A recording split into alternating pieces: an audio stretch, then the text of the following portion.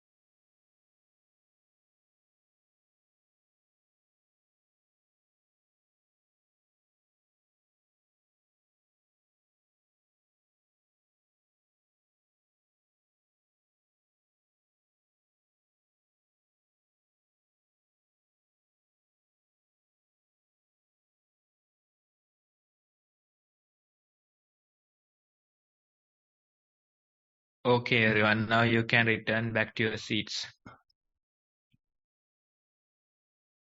So that's just few minutes of mindful walking, just to give you an idea, so you can practice on your own. We recommend mindful walking, at least like 30-40 minutes mindful walking daily.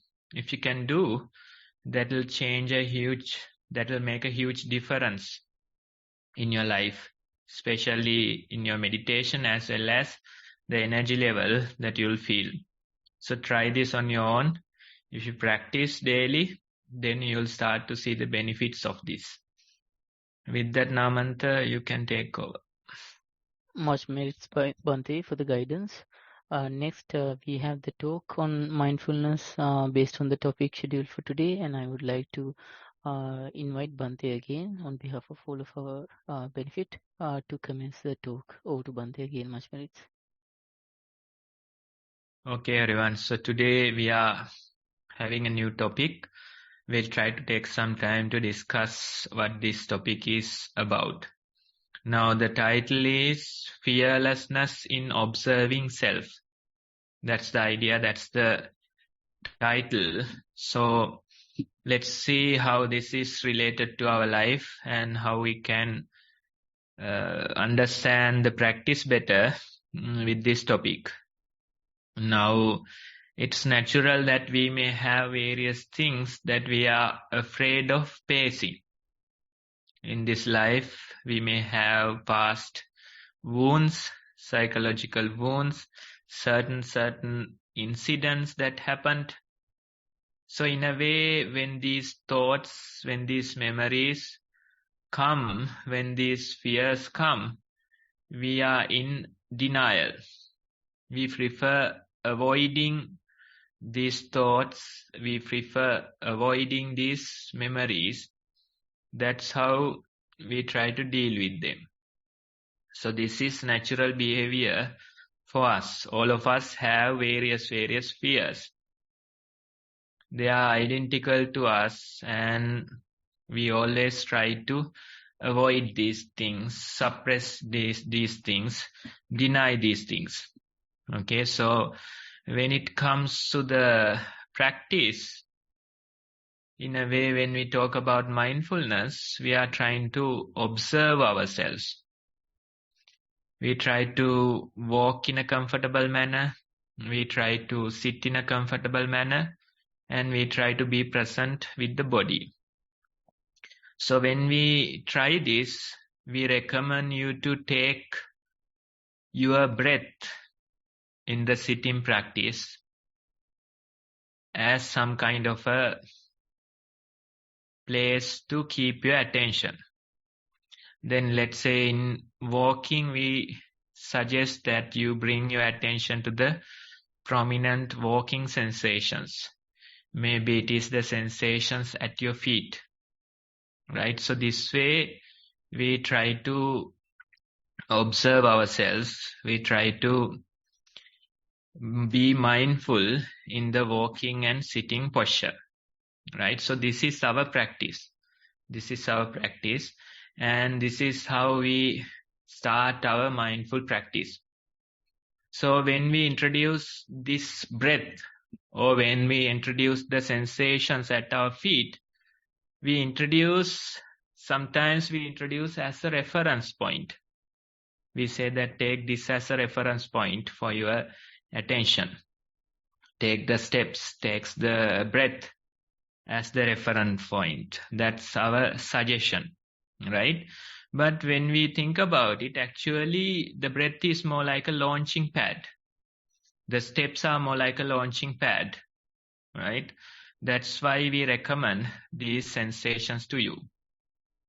Excuse me, I need to take a small break. Sorry about that. So this is the idea, right? So it's better we understand the breath as a launching pad and the steps as a launching pad, right? So that's how we are. That's how we take this practice.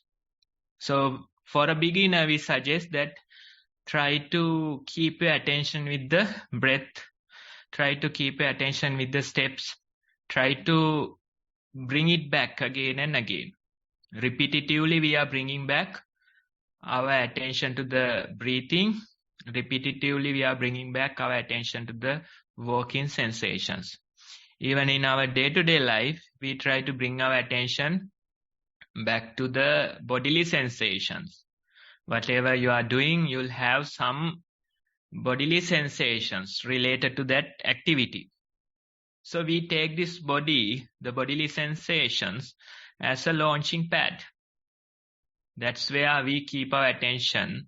That's how we train ourselves, right? So this is to introduce the idea of mindfulness.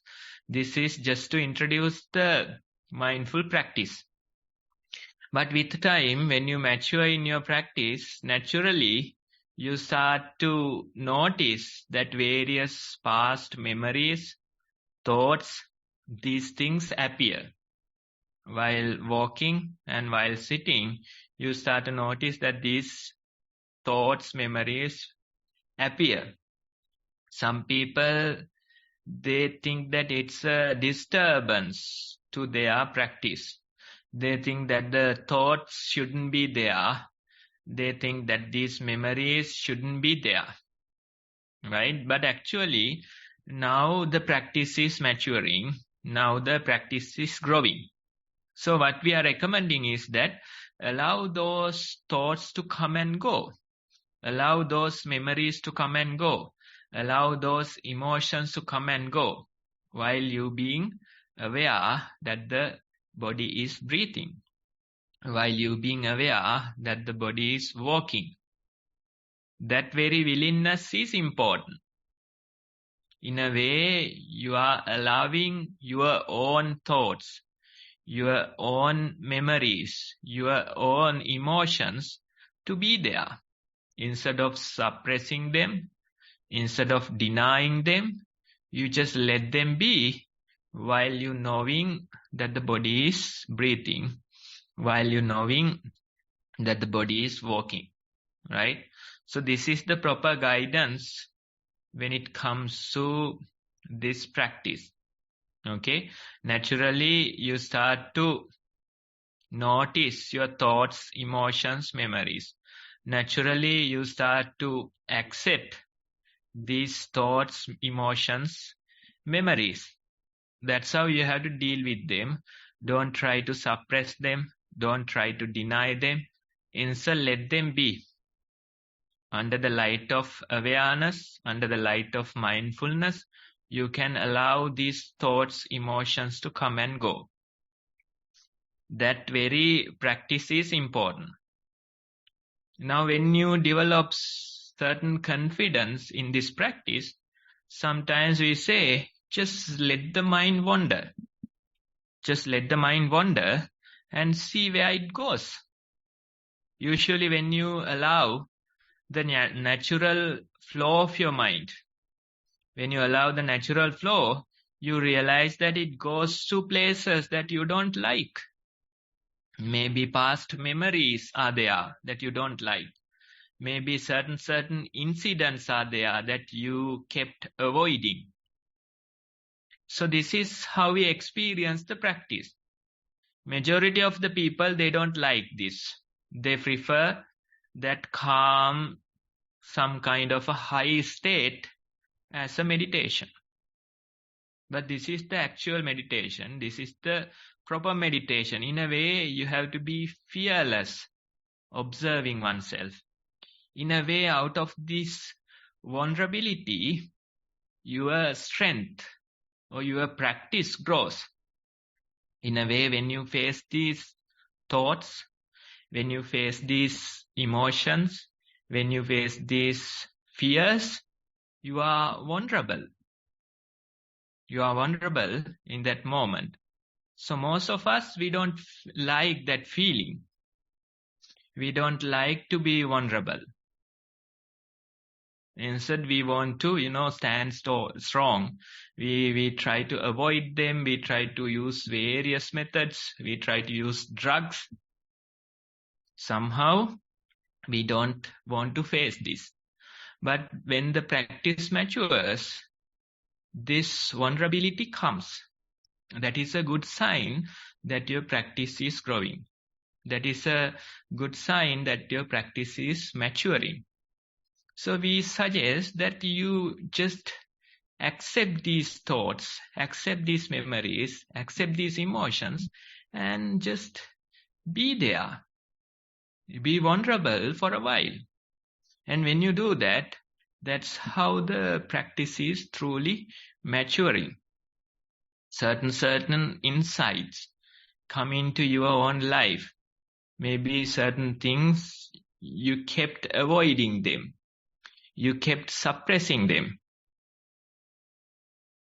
But when you deal with them, you realize, okay, this is what happened. This is how I felt about it. Of course, that process is difficult.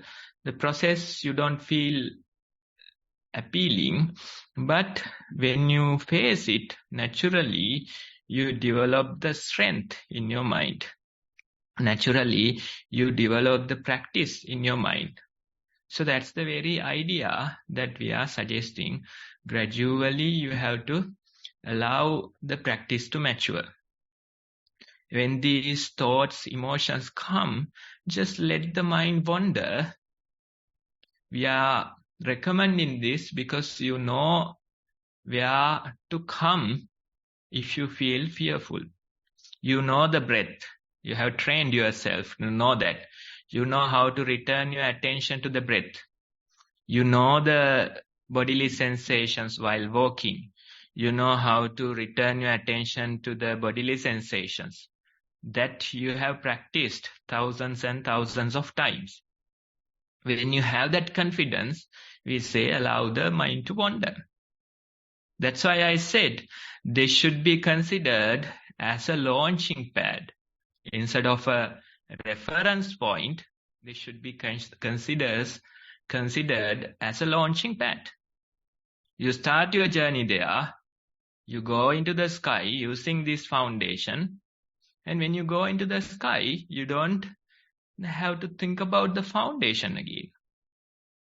Right? So that's the very idea. From the known, you go into the unknown. From the light, you go into the darkness. That very process is fearful.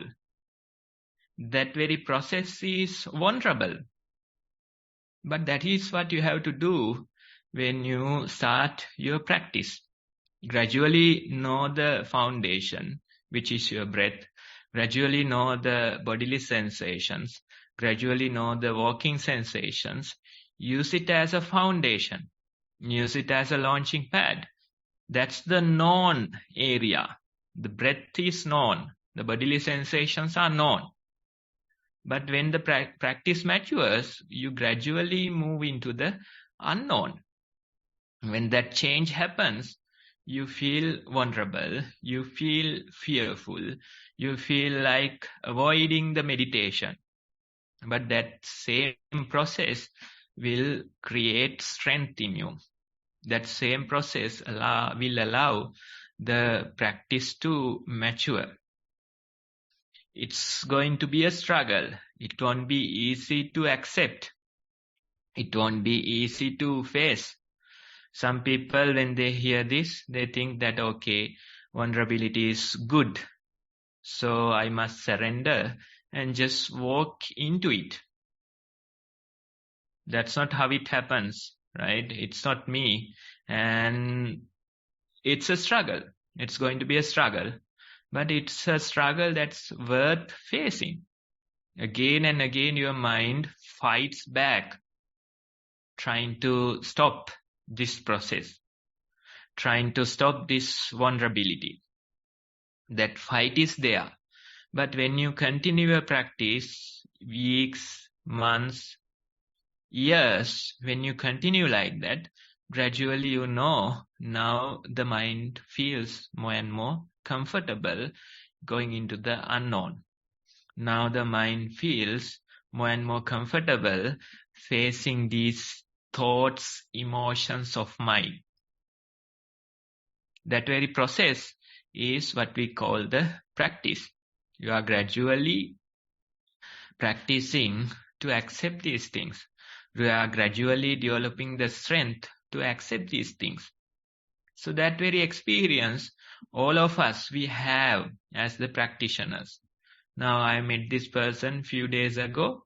He was new to meditation. He got the basic instructions and he started meditation. So he tried to keep his attention with the breathing, tried to be there with the walking body. That way he started his practice. So initially he was complaining. He said that he couldn't observe the breath. He couldn't observe the walking body. That was his complaint. But with few days of practice, he says that I can observe the breath now more and more. I can be there with the walking body more and more. That comes with repetitive practice. Same goes for this process that I am talking about. The fearlessness in observing self. That don't develop within a day or two. Instead, you have to gradually allow that process to mature. Naturally, that process will grow if you keep meditating, if you keep getting proper instructions. When the thoughts come, when the emotions come, let the mind wander.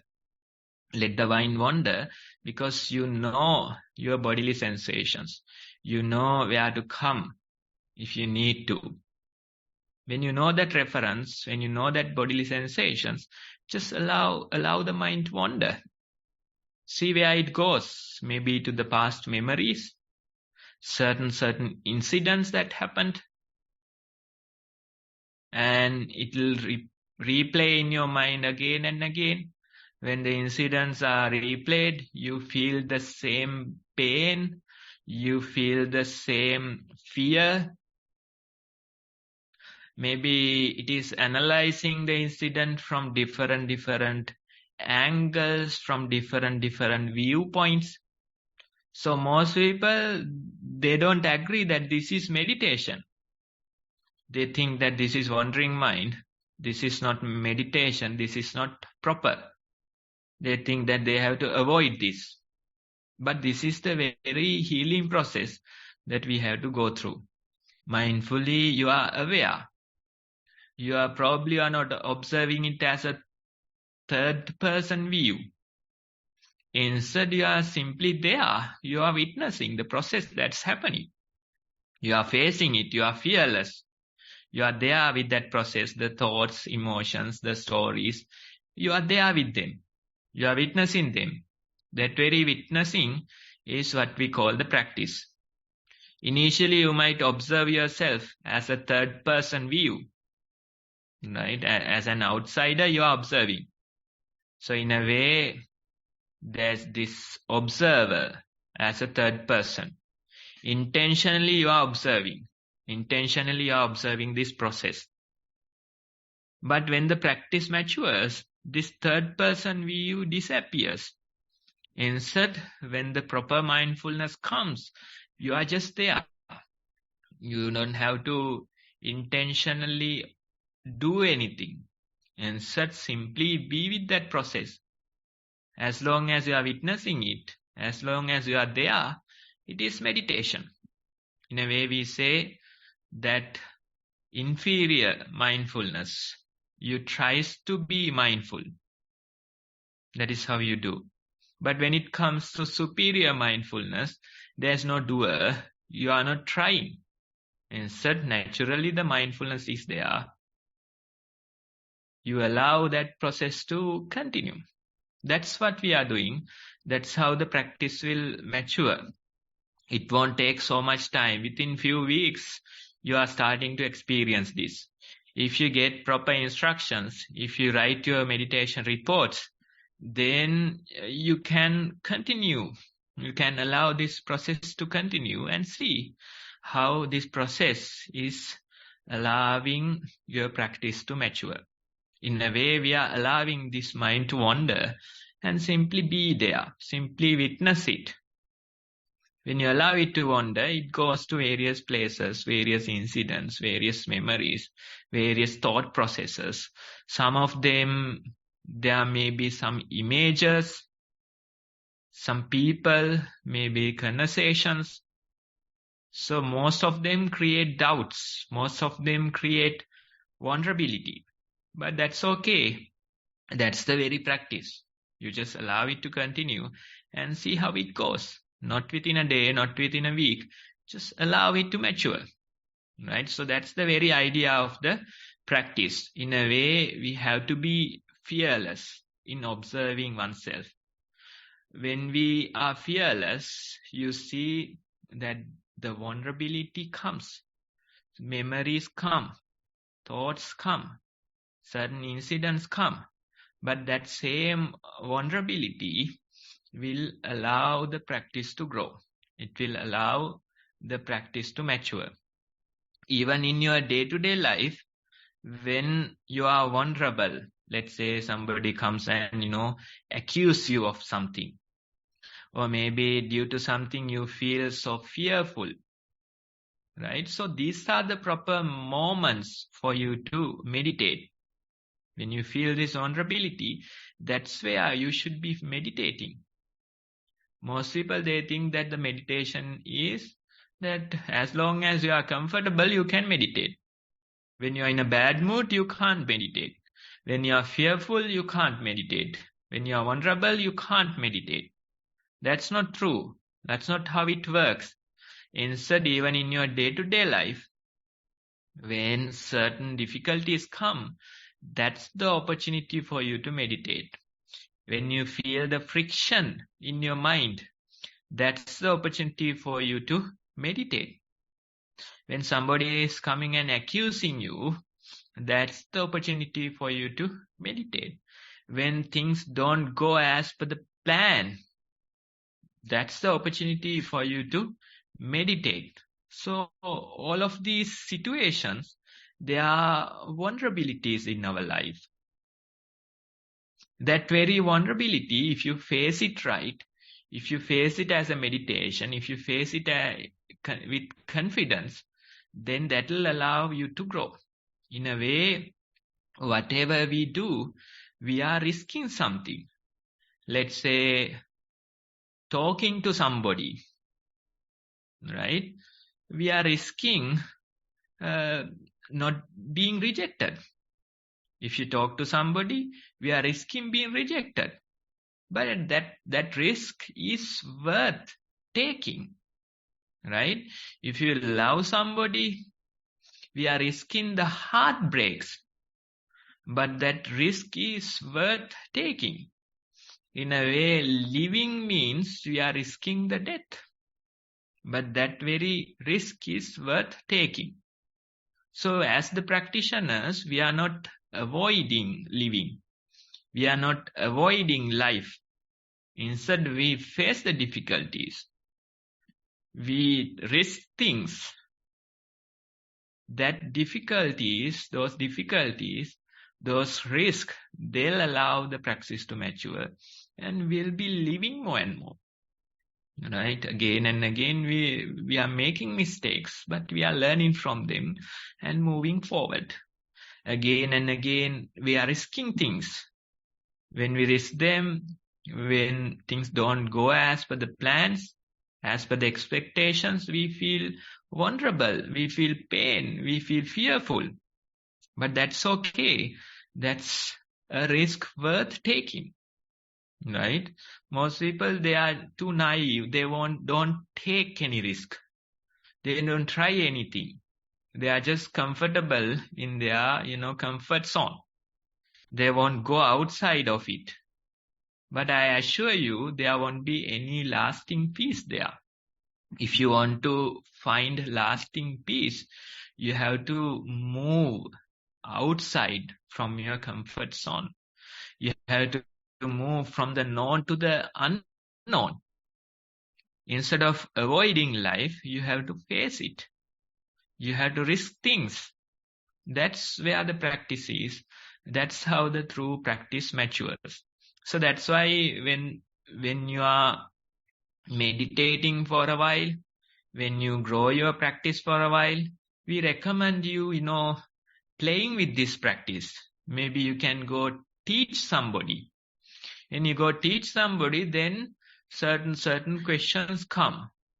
How can I explain this?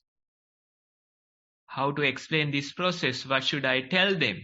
Right? So many doubts, so many questions come. Most people feel that better to avoid teaching, better to avoid telling somebody. But that very process, forget about the person who is learning, but that very process will mature your own practice.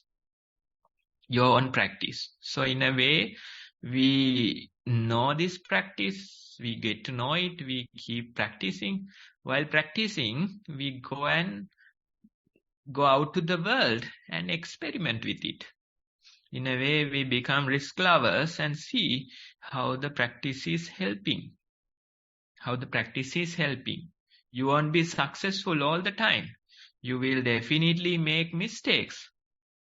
But it's fine. Those risks, they are worth taking. You learn from them. Again, you go out and see how it goes.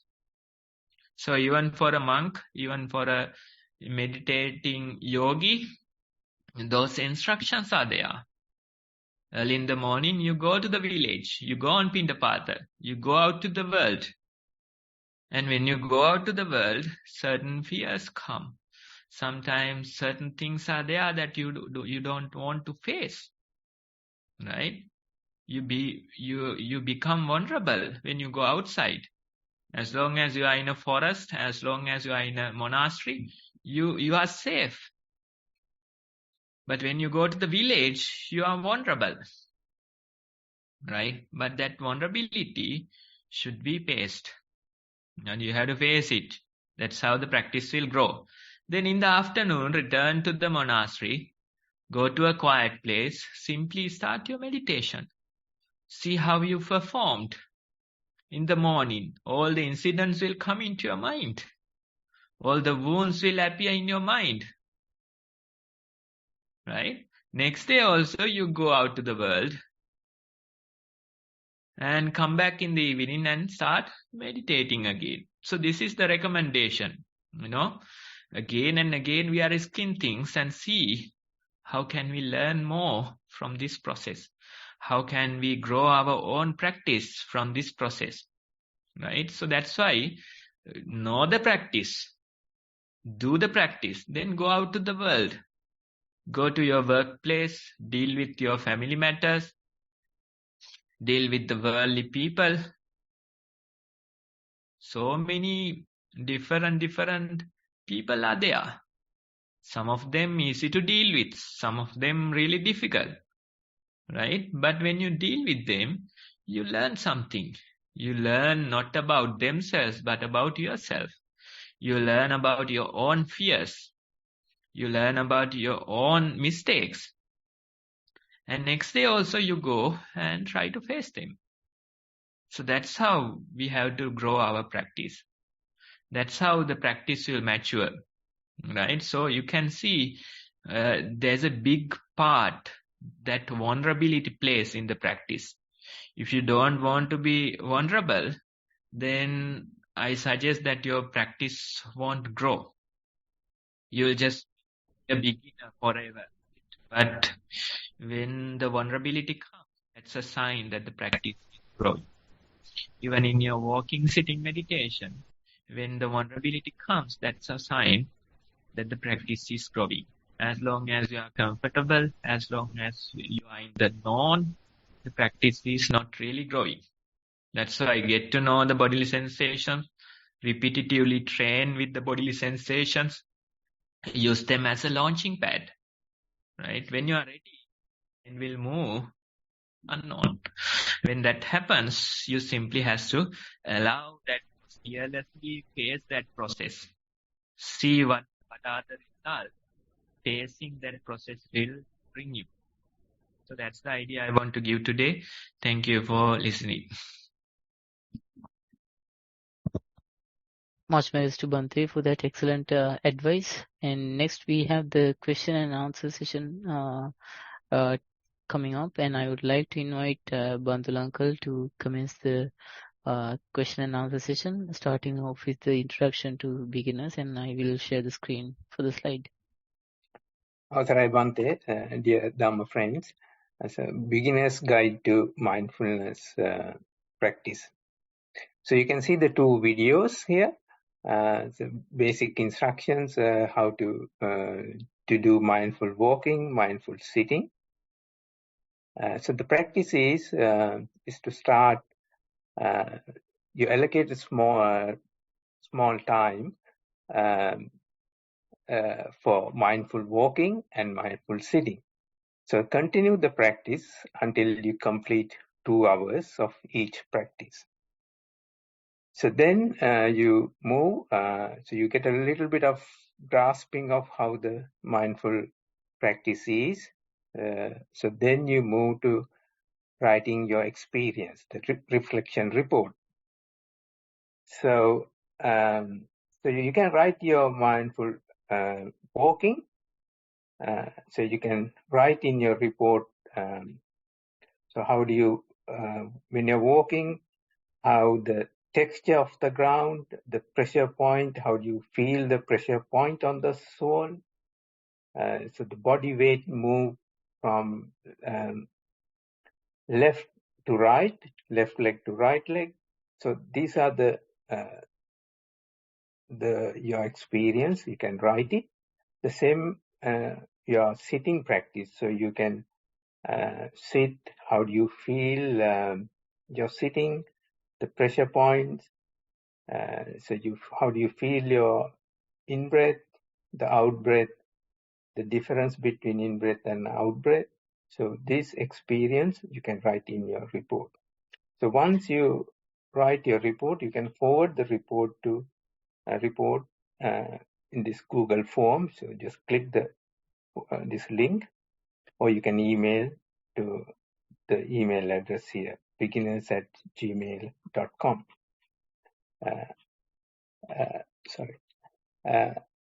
Continue your practice according to the instructions given by Bhante. So Bhante, this talk, Bhante mentioned all the necessary instructions. So if you need the previous instructions, previous talks, you can go to Nissarana Vanaya website, http://nissarana.lk, this link. So you can download all the talks. So that's the end of the beginner's guide.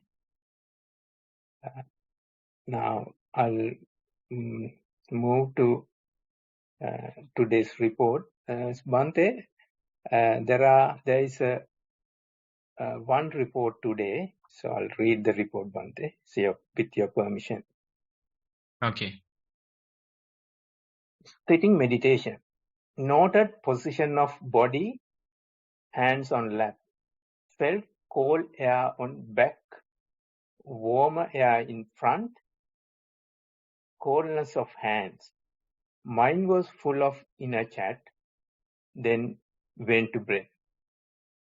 Noted cold in breath, warmer out breath.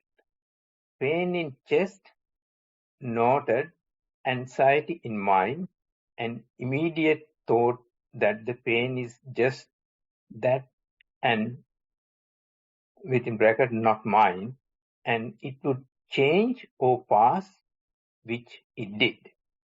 Mind went spontaneously to breath again. The thoughts were less busy, some images seen and passed. Meditated for 45 minutes. Daily mindful practice.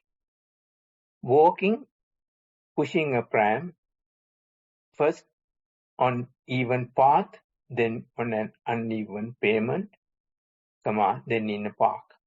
Noted the left and right foot being placed, the surfaces changing and position of foot and difference in the weight bearing on different surfaces. Noted the position of hands on handle, the tighter grip when walking uphill, and cooler areas on the exposed part of hands and fingers. Observe the pleasurable feelings of sun on back and when walking along the water. Noted thoughts come and go, at times noting them as thinking of past, future planning, and mind then soon coming to the present, usually back to feet. At times went to breath.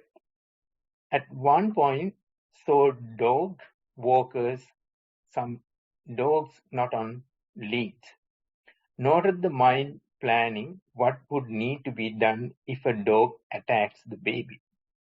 Amusement followed at the anticipated reaction, which seemed quite violent, which was a surprise, and instead did metta to all the dogs, and the dogs workers thereafter.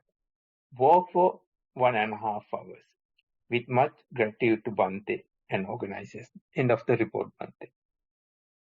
Okay, thank you for sharing. Now, if we look at this report, now you can see sometimes the mind is full of inner chatter.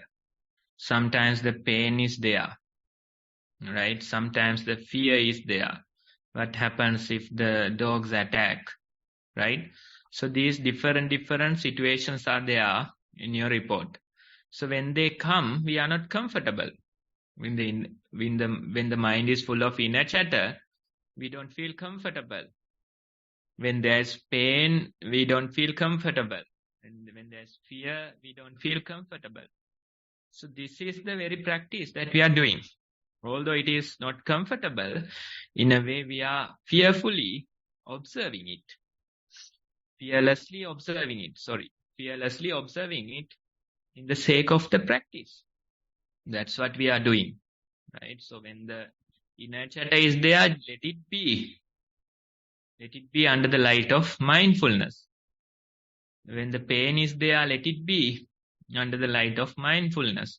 When the fear is there, amusement come, because you know that this is how the mind works. Unnecessary fears, unnecessary incidents. That's how it is. Right? This is the very process of our mind that we are observing. Get to know oneself better. Right? When things come, we have to use the mantra. The mantra that this is not me, this is not mine. That mantra you have to use. Why do you have to use it? Because naturally your mind is taking it to be you, yours, yourself.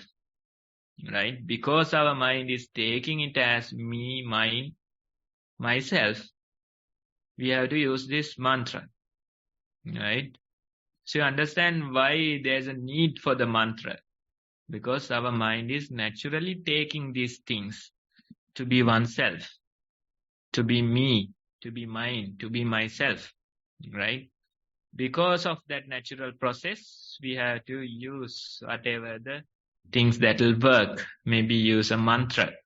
But when you do this practice long enough, then you realize one day you don't need the mantra. Why? Because now the mind is not taking it so strongly to oneself. The things are happening, but the mind is not taking it so strongly to me, to myself. Right? So that change will happen. That change will happen. So what do you have to do? You have to continue this observation. That's all you have to do. You don't have to do anything else. You don't have to do something magical. Instead, just continue with this observation. When you give it enough time, then you realize now you can survive without mantra. The pain is there, but the mind is not taking it so strongly to be yourself. Right? That change will happen. We are on the path towards that change. Right? Now, since the mind is taking so strongly, you have to use the mantra. That's fine. You use when there's a need. But with repetitive practice, you start to realize, now I can survive without the mantra. Why? Because the practice has matured. And now the mind is naturally letting go a bit. There's a distance in the mind. This letting go, this natural letting go, or this distance will create a huge difference. It will create a huge difference, right? And you'll have a comparison. Earlier you felt these incidents in a different way. Now you feel these incidents in a different way.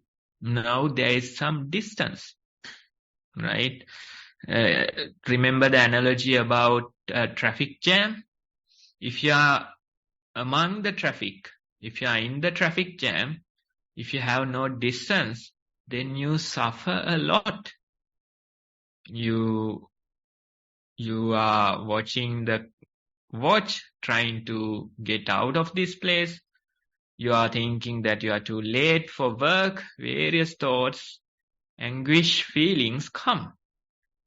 Why? Because you are among the traffic jam. You have no distance. But imagine a person traveling in a small aircraft. They see this same traffic jam, but they have some distance, maybe few hundred yards. They have some distance. So due to that distance, they no longer suffer from this traffic jam. It's a beautiful scenery for them. All the vehicles are perfectly aligned, arranged. Different colors are there. Different shapes are there. They are calmly observing, watching while traveling. Just another scenery for them, right? So that's the difference the distance makes. That very difference is important, but you can't force this difference to appear. Instead, what you have to do is that continue the same practice. When you continue the same practice, naturally the distance will appear, right? So that's the idea I want to give. I'm sorry, Bhante, that's the only report we received. So with the permissions, I can open the others to ask verbal questions. So now this is the time to ask if you have any questions about practice. So you can raise the Zoom hand. So then present the question to Bhante. Bhante, can I forward a question to you while someone waiting? So listening to today's talk, Bhante, I just got these thoughts to my mind. So I always trying to control the life. So I'm always expecting the good things to happen, not like unfortunate things. So even to me or to my close family. So I felt like it's like a more controlling the life, rather it's allowed to flow. So I feel these are the thoughts coming to mind. But I have listened some times ago a talk from Kusala that things will happen even if you control it or not. Things will happen by itself. So it has its own nature. So I would like to ask a few comments from you. Thank you. Okay, so that's very much related to today's topic as well. Now, usually this is our natural behavior. We only want good things to oneself as well as the close ones, right? When bad things happen, we don't like, right? So this is how we are. Usually. This is what we do, right? But when you face the reality, it's not how it works. In reality, you'll always have good things as well as bad things. In reality, you'll have sickness as well as health, right? That is the reality.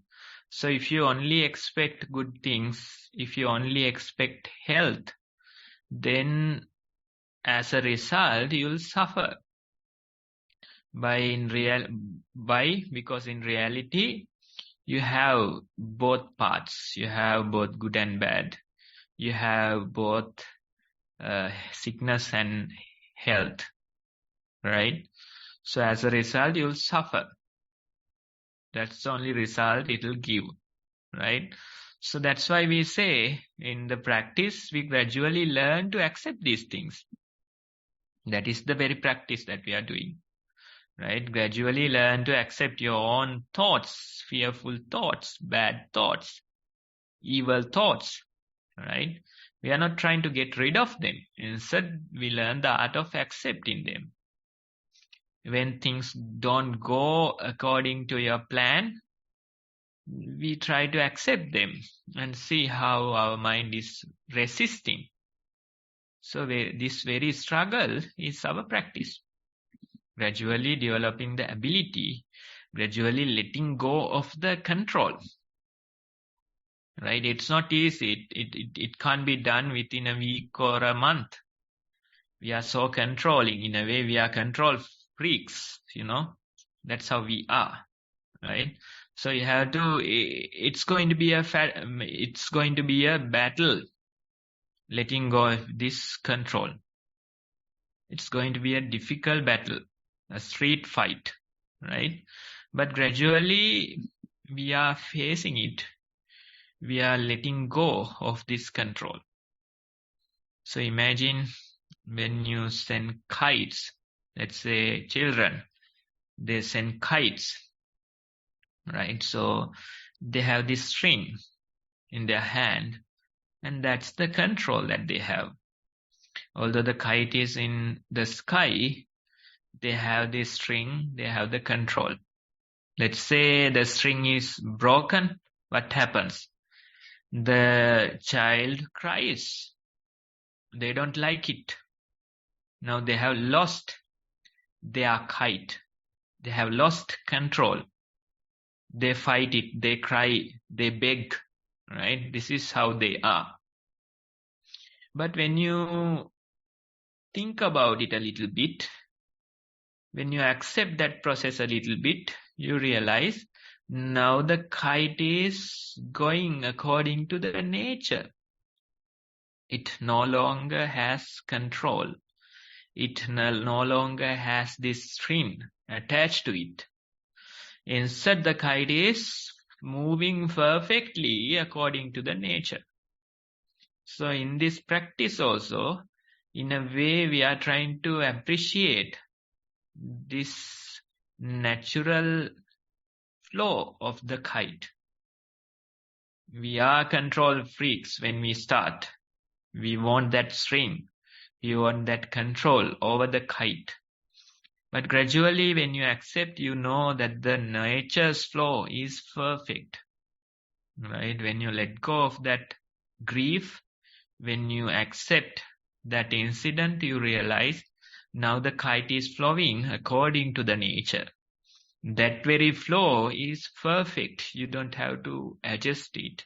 There's no need to amend it. Instead, it is perfectly moving according to the nature. So that's what we are after. When your mind accepts losing control, then you are towards the lasting peace. You are moving towards the lasting peace. Even in meditation, let's say we are bringing our attention to the breath. That is more like controlling, right? That is the string. We don't like the inner chatter. We don't like the pain. We bring our attention to the breathing. Intentionally we do. So we have a string in our hand. We have some control. But today's talk, we aimed at trying to let go of this control. That is why I said the bodily sensations are more like a launching pad, launching towards the unknown, towards the nature, right? So when you accept that, you realize the mind flows, the mind wanders. Allow that process to continue. That is the nature of the mind. That is the natural flow of your mind. Right? When you accept that natural flow, you realize that it is so comfortable. It is perfect. Right? Things are happening according to their causes. When you accept that process, that flow is perfect. Now, these days we have this guy from Kenya. He came to meditate, maybe like 1.5 months he'll stay. So when he came, he had a Goenka background. So he has done some courses, Goenka courses. So he knew the practice when he came. So after discussing with him for a few days, I told him that let go of this control. Now you know the breath. Now you know the bodily sensations. Now you know how to bring your attention there. Now let go of this control. Let go of the string. That was the advice given to him. And after a few days, he came back and he says that the mind flows. It goes to thoughts. It goes to past incidents. Various things appear. I feel so comfortable in meditation. It's so pleasing. That's his experience. You let go of the control. You let go of this control freak within us. And soon you realize there's so much peace there in our mind. So much space is there in our mind. So that guy is saying that I feel so comfortable in my meditation because I let go of this controller. It feels so pleasing, the meditation. Who knew that the meditation is so comfortable? Who knew that the meditation is so pleasing? Only when you let go of that controller, you will come to realize this. So that's the very process. Try to experience it in your practice first, in your meditation. Right? Gradually you can apply it towards your daily life. Now in your comment you are referring to the daily life. But try to practice it in your meditation first. That's where you should start. Let go of the control and see how the mind flows. Allow the natural rhythm of the mind to flow and see how it goes. Right? So when you develop skill, when you develop that skill in your meditation, naturally it will happen in your daily life as well. You'll start to let go more and more these incidents that happens. Let go of the control that you have, right? So try and see. Bhante, I understood. Thanks for that advice. For the practice, so that's what is said, Bhante. So if you're walking, so no need at all to bring your mindfulness to the foot. So it's let it mind flow, let it go anywhere. So and it let it be takes its own time to talk whatever it is, and then when it comes, you accept it. Is that what you mean, Bhante? Assuming that you know how to bring your attention to the body, assuming that you have practiced for some time, right? I know that you have practiced. So with that assumption, we say, let the mind flow, right? There's no acceptance if you let the mind flow, right? Acceptance is more like, not allowing the mind to flow, right? Just let it flow and just be the witness, be there. That becomes your meditation in time. Thank you very much, Bhante. Chamari, So you can now present the question to Bhante. Thank you. Avasarai Bhante. It's about, I think this is a test that I'm going through of all of the mindful practice I've done since starting to attend these sessions. So I'm in a situation. It's not a difficult in the sense that the family member has passed away on Tuesday. It's more the kind of, as I see, the drama that is going on around it, and somehow the attention is a little bit away from the person's life, celebrating who they were, but it is more about people meddling in, including a monk who is saying that they were told what the family member had said, how to do what, and the last rites, and it has to be done that way, otherwise you're not listening to their last wishes. And the pressure got so much when the monk was talking to me all the time, picking up the phone and just basically not recognizing I am also trying to grieve.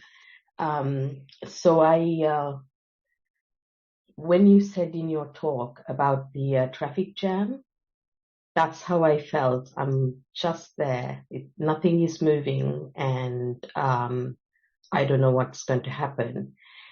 And so what I decided 1.5 days ago, I think, Wednesday evening or Thursday morning, to cut the string of the kite.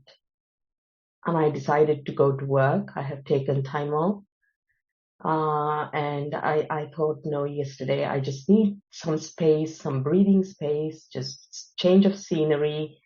So no one can call me. I just went to work. And that really gave me perspective that things will happen the way they will happen. And I don't have to control.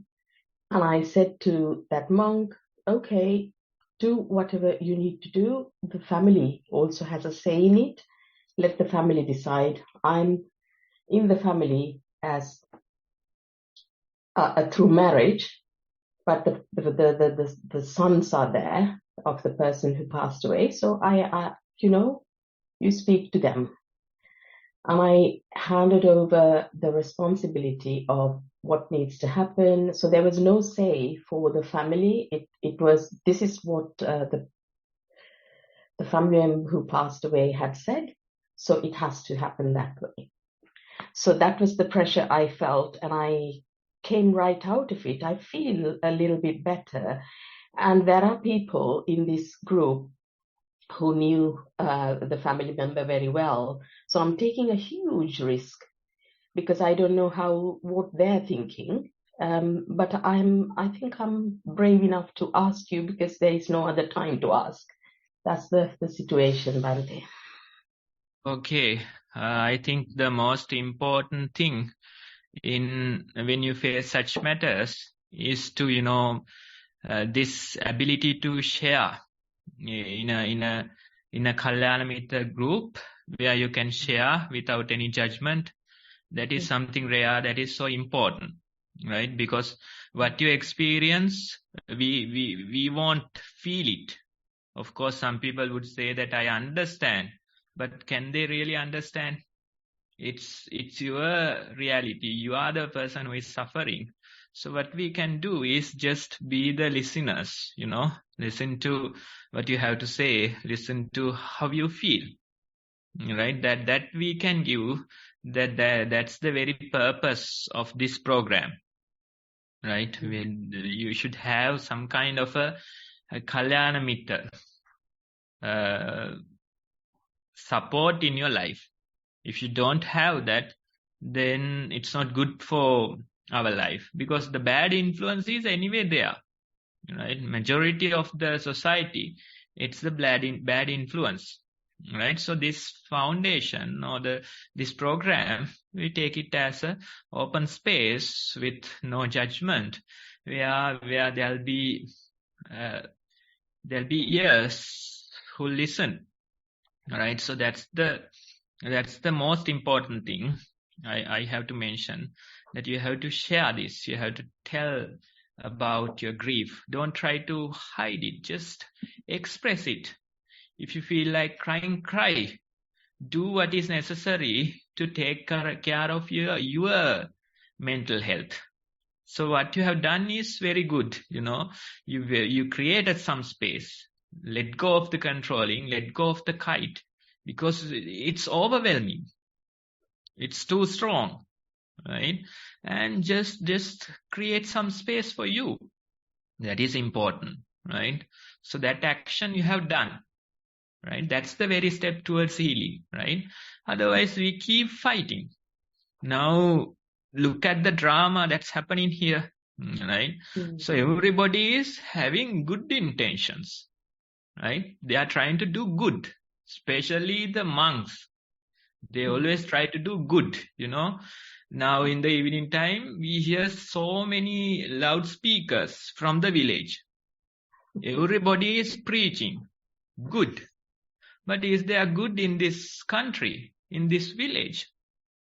No, people are suffering, right? Even the monks under the robe, there is a naked man, right? So that's the thing, right?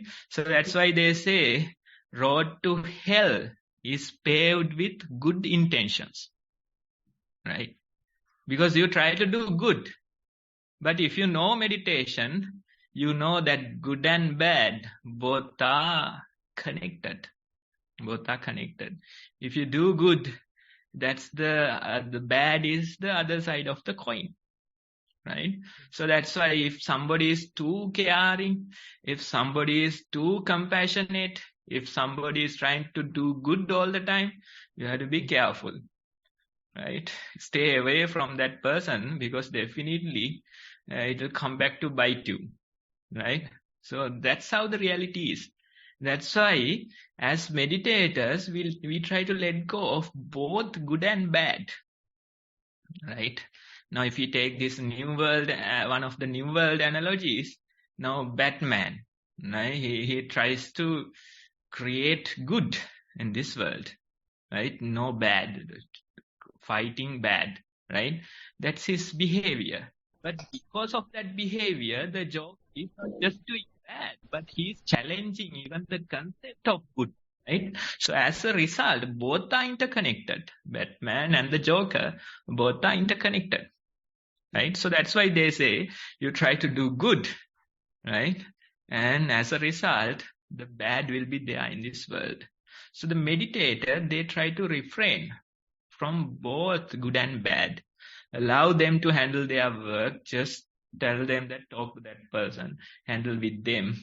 They'll take the responsibility, create some space for you, right? Refrain from both doing good and bad. Just, create some space, and you'll see the drama that surrounds us. So many people trying to do good, but they don't see their own shadow, right?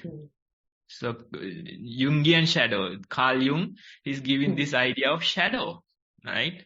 Their own shadow, the dark shadow is behind them, but they won't see, right?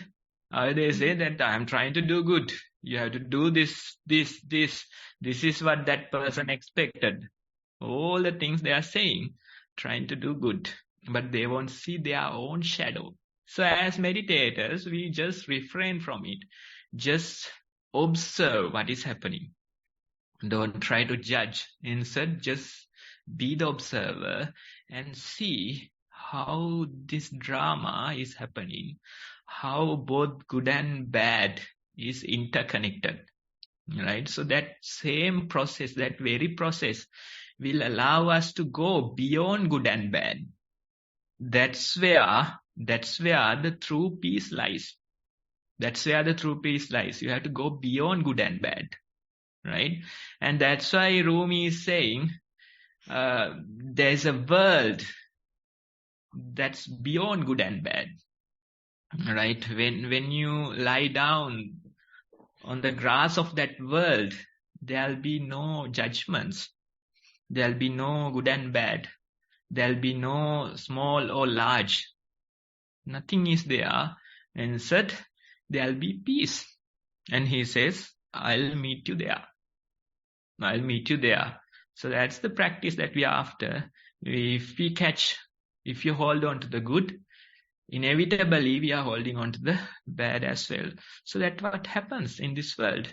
Your own experience is a great example of this same process. They are trying to do good, right? Road to hell is paved with good intention.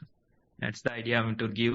So take care of yourself. Grieve if you need, cry if you need, create some space if you need. Do what is necessary and allow the time to pass.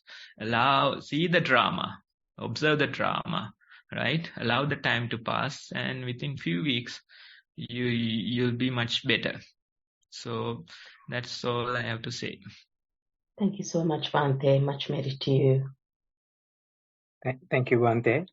I think it's a time almost come to 8 o'clock, so it looks there's no question.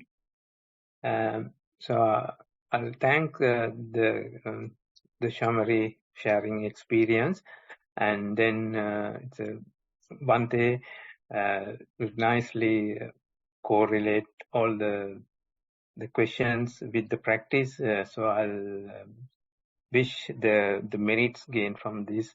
It will helpful for Bhante's practice and the upright and the steady path.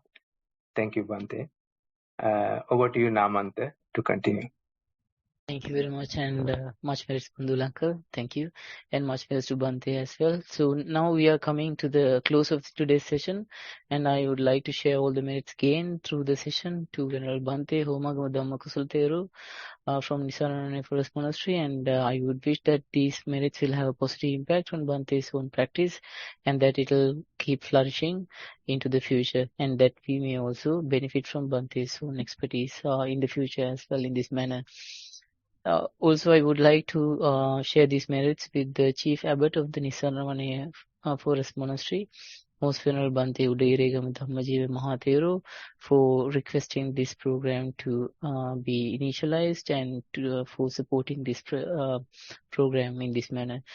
I wish these merits will enhance Chief Bhante's own practice, and also wish Bhante good health and long life.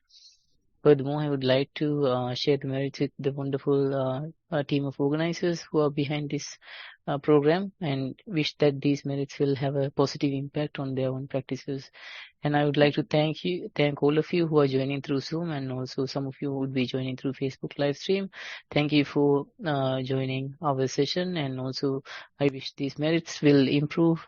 I wish to share these merits with all of you, and that all these merits will have very positive impact on your life, on your own practice, and that you will get to understand the benefits, and also get the benefits more and more from going deeper into this kind of practice.